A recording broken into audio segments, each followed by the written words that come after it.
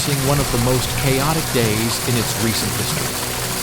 Typhoon Kappa, with sustained winds of over 180 km/h and unprecedented torrential rains, has furiously battered Henan province, causing infrastructure collapse and leaving millions without power.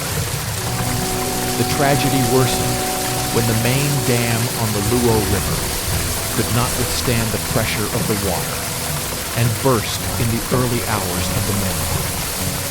The overflow unleashed an unstoppable torrent that swept away entire villages, destroyed bridges, and turned avenues into raging rivers. Dozens of cars were swept away like toys, while residential buildings were partially submerged. The outlook is bleak.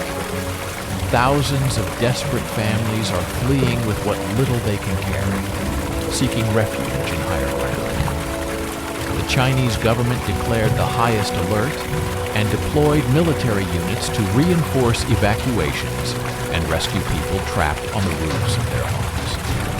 However, emergency operations are complicated by collapsed roads and widespread power outages. Witnesses say it feels like the end of the world. Lightning flashes illuminate powerless cities, while sirens and cries for help mingle with the roar of the water.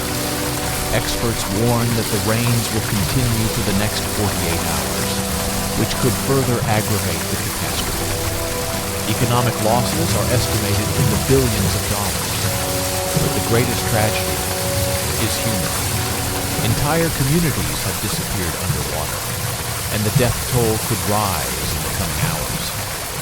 Henan lies in ruins, its population exhausted. The country now faces a monumental challenge, surviving the double blow of the typhoon and the collapsed dam.